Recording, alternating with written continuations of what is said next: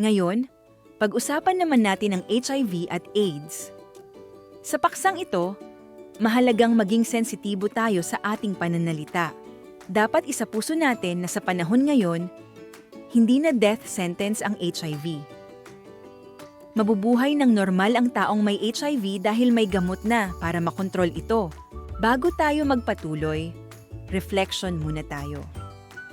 Sa ngayon, gaano kalawak na ang kaalaman mo sa HIV/AIDS? Gamit ang flip chart, dapat mapaintindi natin sa ating audience kung ano nga ba ang HIV at AIDS. Ang Human Immunodeficiency Virus, HIV, ay isang uri ng sexually transmitted infection o sakit na nahahawa sa pakikipagtalik na nagpapahina ng immune system o resistensya ng katawan.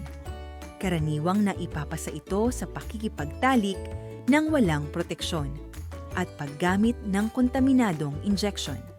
Maaari rin itong maipasa ng isang ina mula sa kanilang sanggol sa pagbubuntis, panganganak at pagpapasuso. Dahil humihina ang immune system ng katawan ng isang taong may HIV, mas madali silang magkaroon ng iba pang sakit katulad ng tuberculosis at iba pang impeksyon.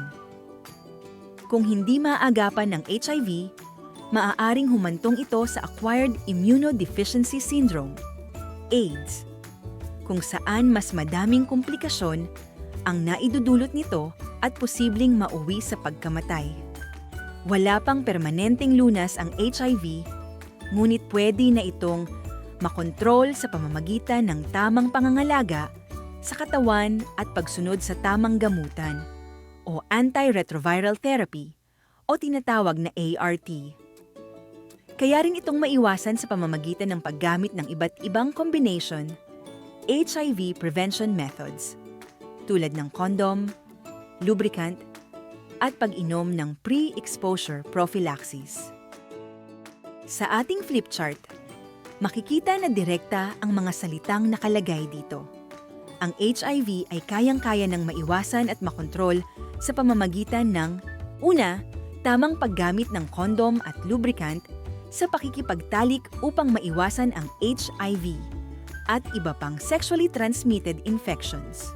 Pangalawa, pag-inom ng pre-exposure prophylaxis o PrEP para sa sexually active individuals o mga taong aktibo sa sex. Ano nga ba ang PrEP? Isang gamot itong iniinom para maiwasan ang pagkakaroon ng HIV sa pakikipagtalik. Ayon sa pag-aaral, 99% epektibo ito. Kaya kung may kilala tayong sexually active, hikayatin natin sila na magpa-test at magpakonsulta para maresetahan sa PrEP.